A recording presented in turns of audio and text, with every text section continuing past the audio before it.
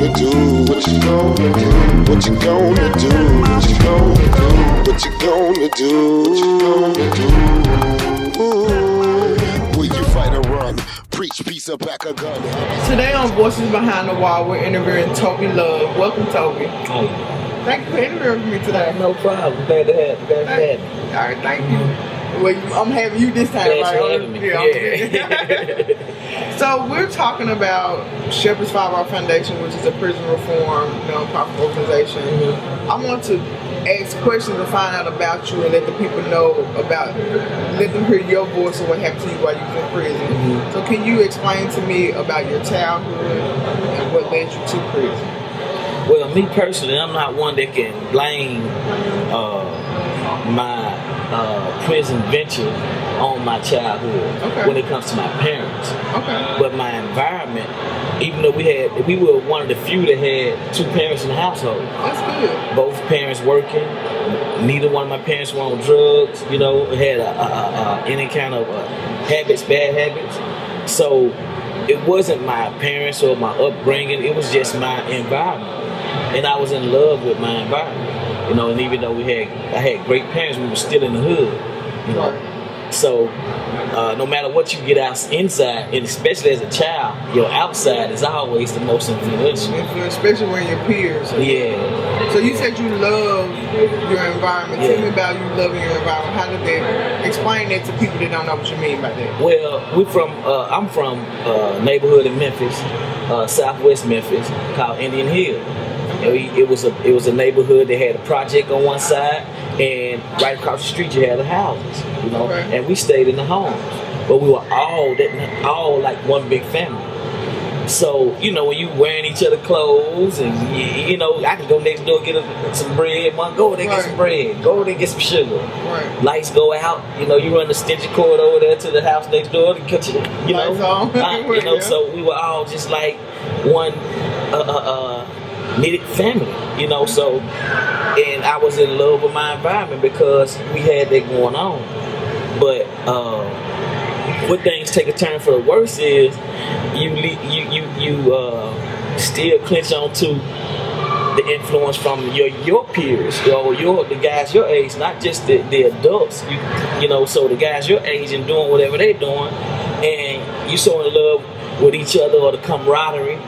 We doing the foolishness together too. So, and I was in love with that too.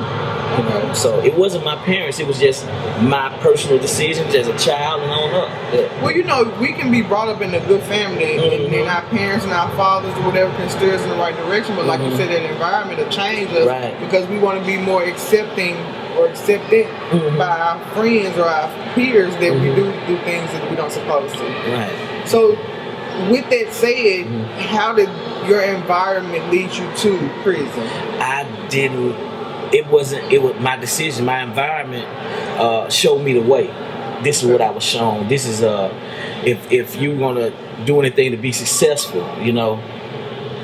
this is the only way that where I'm from, we had a hands-on or first-hand step-by-step way to get some money. Okay. Yeah. Or the easy way. Or actually, and to tell you the truth, when you committing crime, selling drugs is one of the hardest jobs. Yeah. It's not an easy job. Right. And when if you break it down and you say, okay, I made $100,000 this year from selling drugs, but how many hours did you put in there? So you may have made if you do the math on, you may have made $1.50 an hour. Right. Staying up all night. Up all night. Right. So it's not easy to say easy money. It's just a wrong way, a bad way.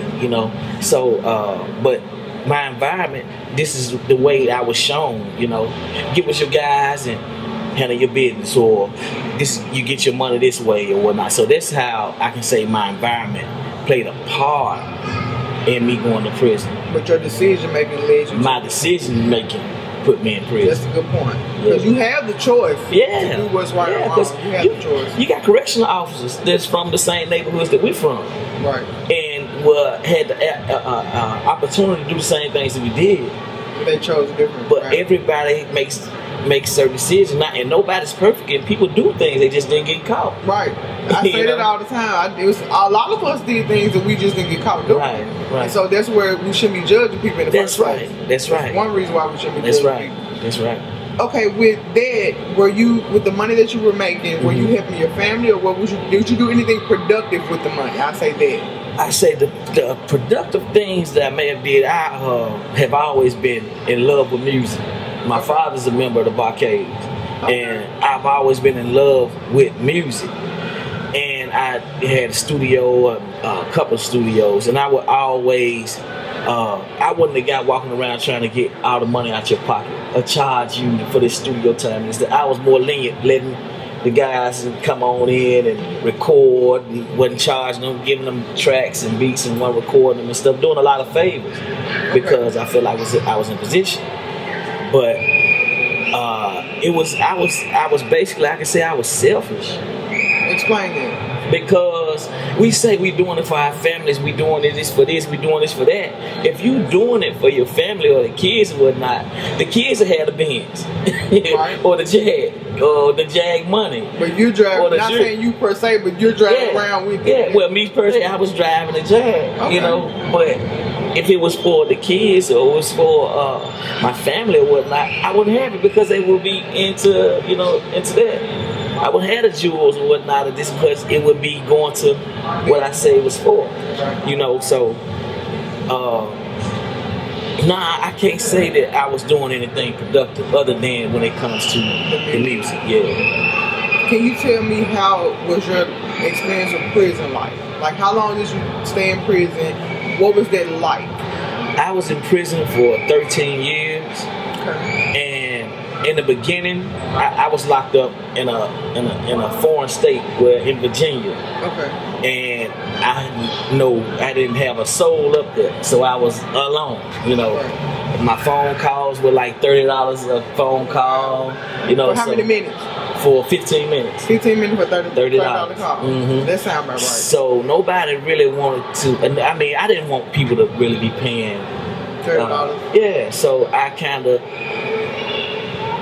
went through a phase of just, basically loneliness, by yourself or, and the thing is, and that the same thing that environment, the bad things my environment taught me, my environment also gave me the tools to deal with the situation I was going through. Okay. And explain that. I say that because it gave me the strength to know enough about who I was to not be afraid to just keep putting one foot in front of the other. Right. Even though I didn't know what was to come or I just kept putting one foot in front of the other. So you didn't let time do you did the time. I did the time. Right. I went in, and this happens to a lot of us. We get real spiritual. And the thing is, people think it's something wrong with getting real spiritual when you go to prison. And maybe that's your place that you But the thing is, you sit down. Right. So this is the only opportunity you give anything else to come in. Right. That's what your time you allow God to talk to you. Right. Because if you're in the street, you're quiet. Right. It's all about you. It's about you. It's about what you're trying to get. And then you think you God in a sense, right? Because you think you can make anything happen. You can make this. So, but we all know that's not true. It's not true, right? It's not true. It's not true. Explain the first time the door slammed. First time the door slammed. I remember it like it was yesterday. I was in federal court in Virginia. So you had federal charges, not state charges. Yeah, I had federal charges.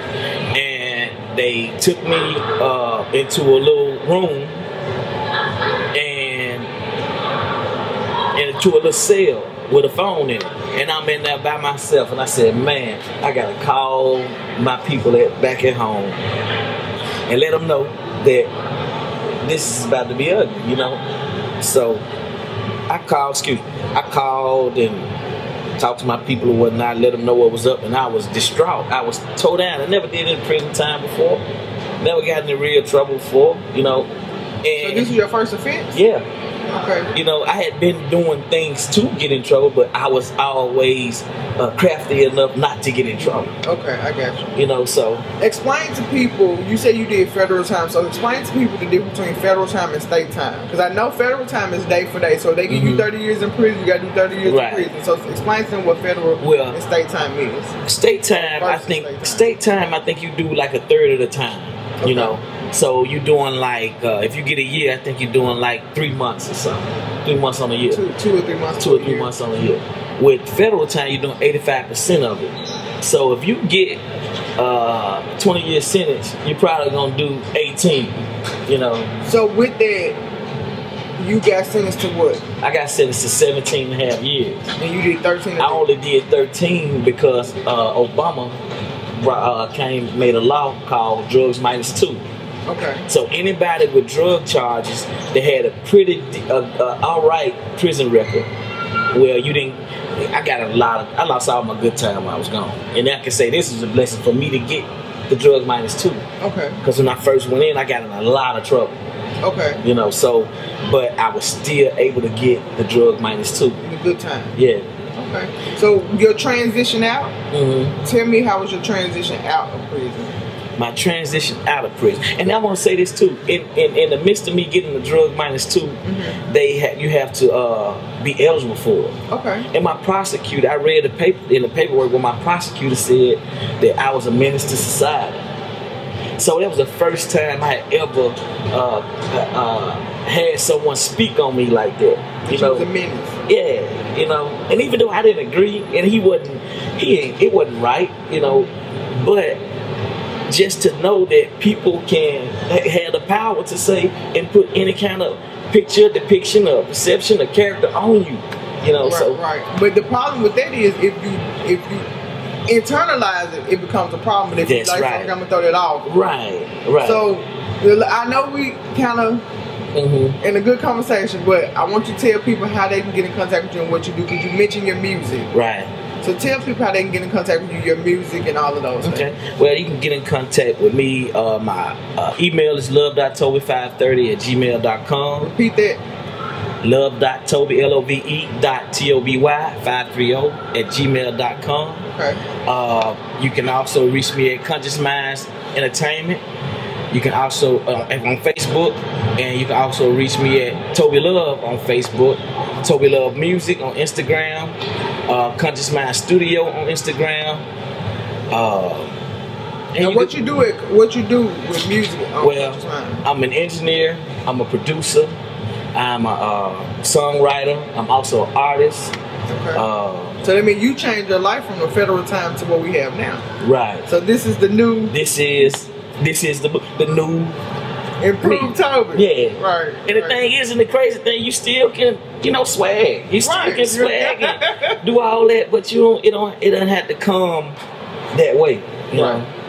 So one last question. I'm sorry because I know we kill for time, but tell somebody that's getting out of prison today, what do they need to change about their self or their environment that will help them? Okay. We have to, if you're getting out of prison today, know that you don't know what tomorrow is to come, what tomorrow is to bring. So you may have certain plans and certain unrealistic expectations that need to be really, really analyzed, so you can know what you're gonna do and what you can do. So you can only try to move that way, and because what happens most of the time, we disappoint ourselves because we didn't do what we said we were gonna do. So like I said, if you're just coming home, it's not a plan that I can say, do this, do that, do that. No, chill out and just worry about putting one foot in front of the other. This day, then do that day. And make good decisions in that process.